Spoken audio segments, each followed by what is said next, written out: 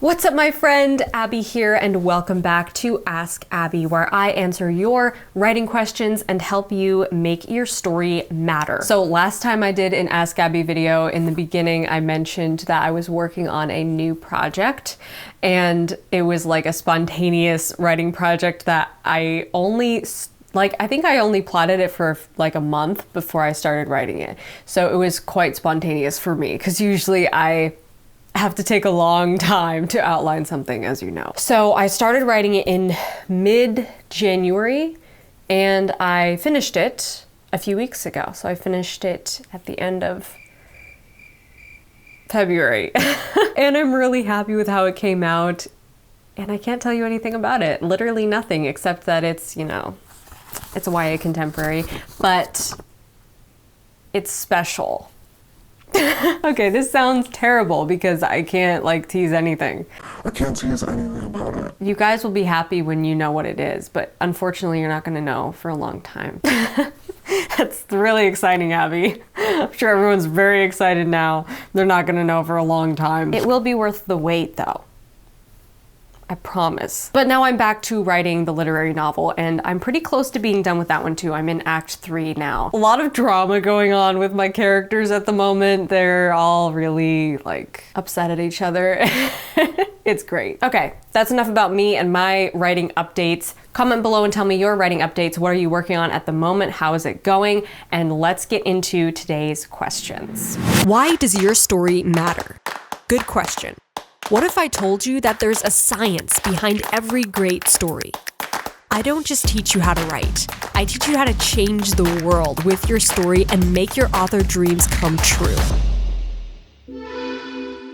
In case you're new around here and you're not sure how this works, here's the deal. You ask me questions and I show up here on YouTube to answer those questions a couple times a month, and you can submit questions two ways. So the first way is to hit the join button below this video, get on the inside of the YouTube community on my channel, post your question in the community tab. You'll see an Ask Abby post up there that's pretty recent.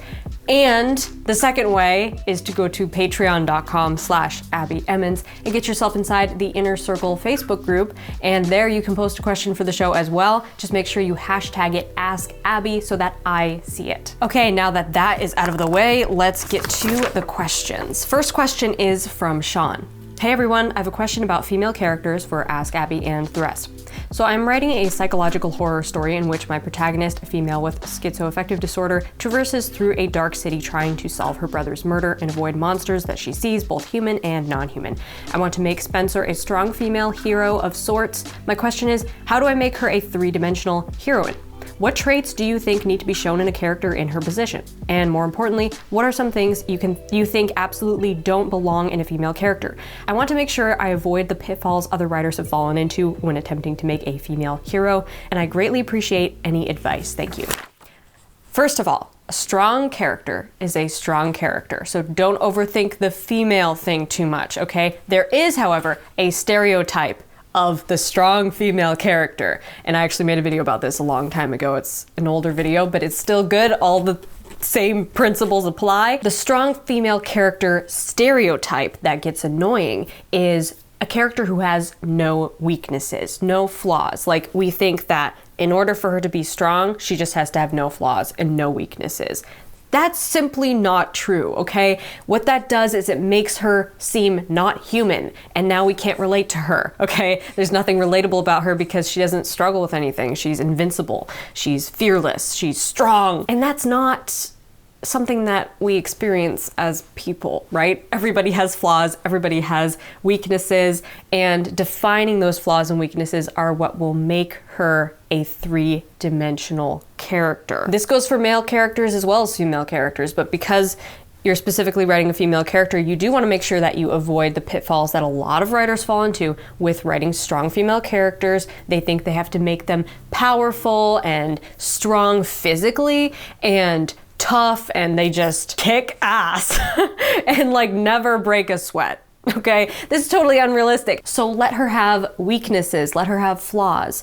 That's what makes her relatable. It doesn't make her weak. Plus, the goals she will accomplish in the story and the obstacles she will overcome will be that much more significant and meaningful, rather than having this tough, invincible character who never has to really overcome many challenges. Every challenge is like easy peasy, I can get through that because I'm a strong female character, and her victory feels unearned. So definitely check out my video on the strong female character for more specific advice on that, but all you really have to remember is make her have flaws, make her have weaknesses, but overcoming those weaknesses and overcoming those misbeliefs is what makes her strong. Okay, next question is from the Light Chasers Studio. Hey Abby, so I'm writing a book where the two main characters are a boy and a girl and they're best friends, and I'd love your advice on how to make it so that people don't ship them, because they're not supposed to end up together, but they are really close friends. It gets tricky because later on another boy is introduced that the girl really likes, so of course her best friend is going to be jealous,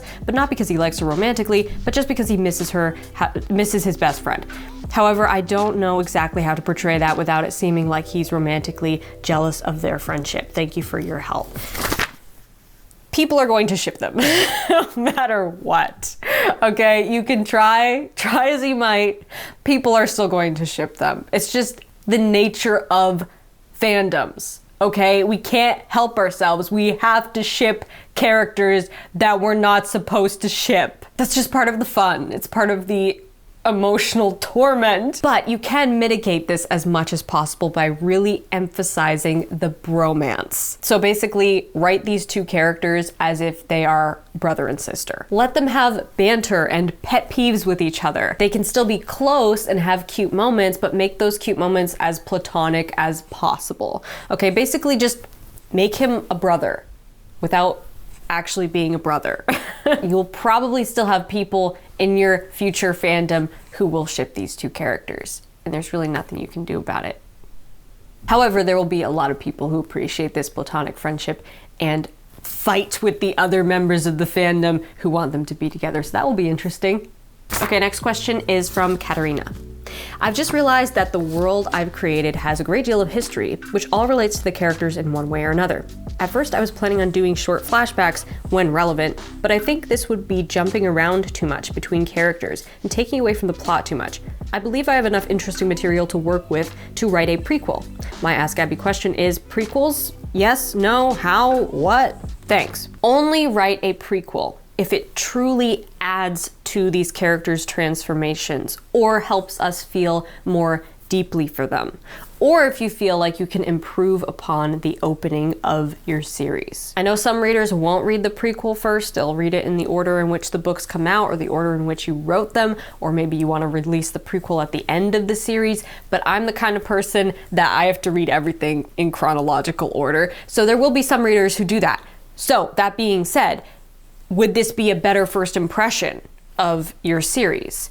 Or will it take away from a good first impression you already had at the beginning of book one? I would also reconsider adding in the flashbacks to the actual story, just taking all the content that you would have put in a prequel and putting it in flashbacks in the story, because remember, it does not confuse or jar the reader or distract from the plot as long as there is a clear cause and effect for each flashback. In other words, there is a clear trigger as to why we're going into this flashback and a significant impact it has on the story going forward. For example, in my novel 100 Days of Sunlight, there is a ton of flashbacks to my protagonist Weston's past. In fact, there is over 21,000 words of flashbacks, which seems like a lot. It is a lot. It's actually enough content that it could be like a whole prequel. But it was really important to the story that I show the reader Weston's backstory while you're going on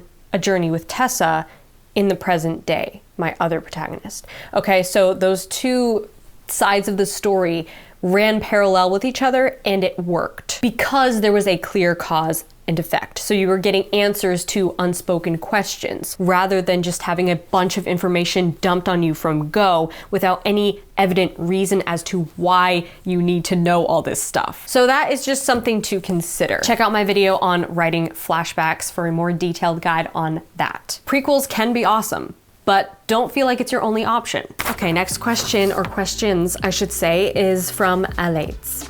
Hiya, Abby. First of all, thank you very much for the super valuable content you publish on this channel and the way you motivate us writers in order to follow our dreams. I've recently decided that I'm finishing and publishing the fantasy novel I've been writing for 6 years. How? No idea.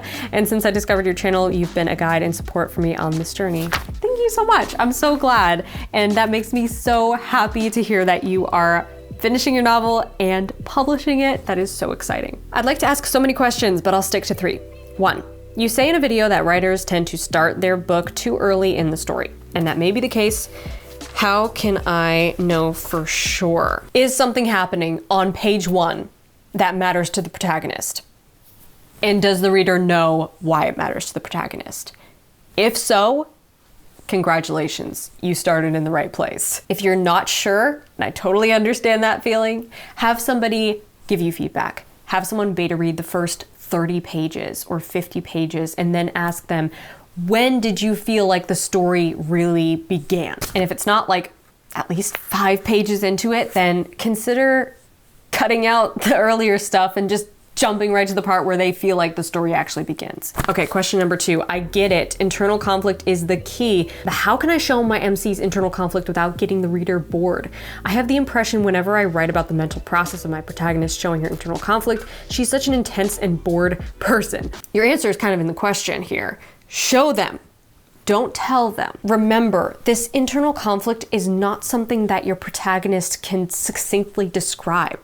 Rather, it's something that drives their every decision. So show us the decisions your protagonist is making and how and why they are reacting and responding to the punches of the plot. This is what shows us their internal conflict, how they behave, how they interact with others, the decisions they make, the fears and anxieties that pop up in their mind when they're pushed outside their comfort zone. Less is more. Don't be afraid to tell rather than show in the first draft, but then do this experiment. Try this. Go back through the beginning especially and take out all the telling, just all of it. All of it. Any narration that seems like it comes out and just tells the reader too much of what's going on inside the character's head, too much of their internal conflict being revealed. Then go back and read it. Or better yet, have somebody else read it and tell you what they think the character is struggling with internally. You might be surprised by how much you are able to show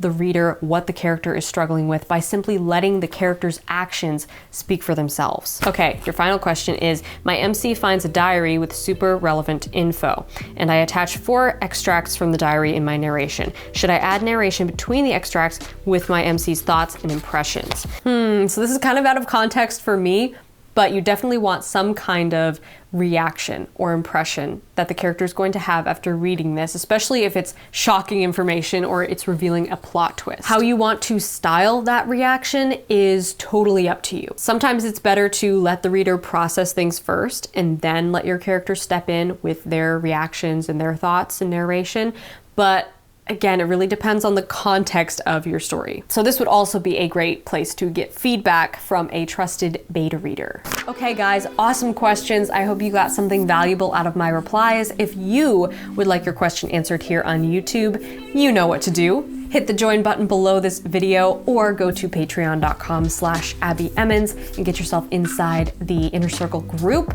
And there you can post a question, hashtag it AskAbbie, and I might pick yours next time. Smash that like button if you liked this video, and be sure to subscribe to this channel if you haven't already, because I post writing videos and publishing videos every single Wednesday, and I would love to have you here in the community. Until next week, my friend, rock on. We're gonna roll with it. I'm like very pastel vibes today, except for my nails. It's like everything is like shades of blue and gray and white and periwinkle, and that is very aesthetic, so I'm happy. Like a third of this book. It's like that much of it is like, actually probably more. Oh, I'm supposed to have a writing update. Probably like this, like that much. All flashbacks. I mean, they don't all happen right there, but it's like scattered throughout, but it's like that much book. Maybe even more. Alates, I think is how you say it. I hope I'm saying your name right. I always go onto like the pronunciations online, but who knows how accurate those are.